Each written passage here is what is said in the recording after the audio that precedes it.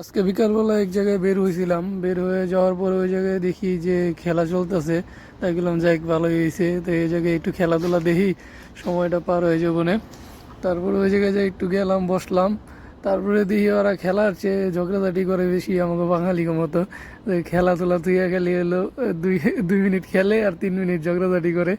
তারপরে গেলাম যে যাই, অনেক গরম লাগতেছে, একটু এসির বাতাসে যাই খেলাধুলা দেখি গা।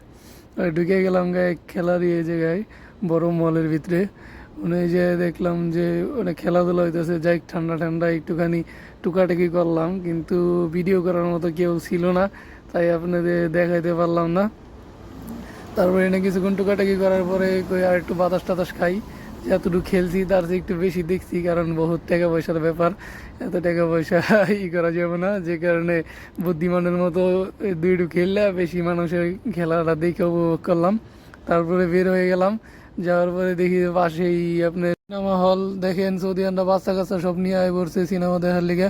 তারপরে চিন্তা করলাম যে দেখি এনে কিরকম কি ছবি পাওয়া যায়। তারপরে দেখলাম যে আমাকে দেখার মতো ওইরকম কোনো সিনেমা নাই, তার ভিতরে দাম বেশি। তাই করে চিন্তা করলাম যে এনে টাকা পরে লাভ নাই, আস্তে করে সুন্দর করে গাড়িটা পরিমাণে খাওয়া বাতাস খাওয়া হয়েছে।